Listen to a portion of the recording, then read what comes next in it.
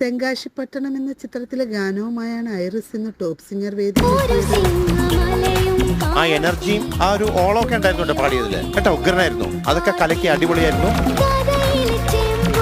സുരേഷ് പീറ്ററിന്റെ സംഗീതത്തിൽ സുജാത ആലപിച്ച ഗാനമാണ് താരം മനോഹരമായി കുറച്ച് നിമിഷം ഞാൻ ആ തെങ്കാശിപ്പട്ടണം ഫിലിമിലേക്കും കൂടി ഒന്ന് പോയി കേട്ടോ.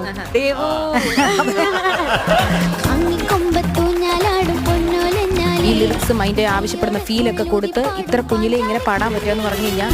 ഈ പുഴയും കടന്നെന്ന ചിത്രത്തിലെ ഗാനവുമായാണ് ഗൗതമിക്കുട്ടി ഇന്ന് ടോപ്പ് സിംഗർ വേദി.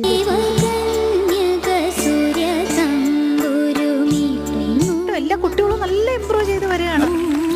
ജോൺസൺ മാഷിന്റെ സംഗീതത്തിൽ KJ യേശുദാസ് ആലപിച്ച ഗാനമാണ് താരം മനോഹരമായി. നല്ല ബ്രെത്ത് കൺട്രോൾ, എനിക്ക് അതാണ് എന്നെ അത്ഭുതപ്പെടുത്തി. അതൊക്കെ മോളുടെ പ്രാക്ടീസിന്റെ ചിലപ്പോൾ ബൈ ബർത്ത് ആയിട്ട് ചിലർക്ക് കുറച്ച് കിട്ടുന്ന ഒരു അനുഗ്രഹമാണ് അതൊക്കെ. കൊള്ളാം, നന്നായിട്ട് പാടി കേട്ടോ.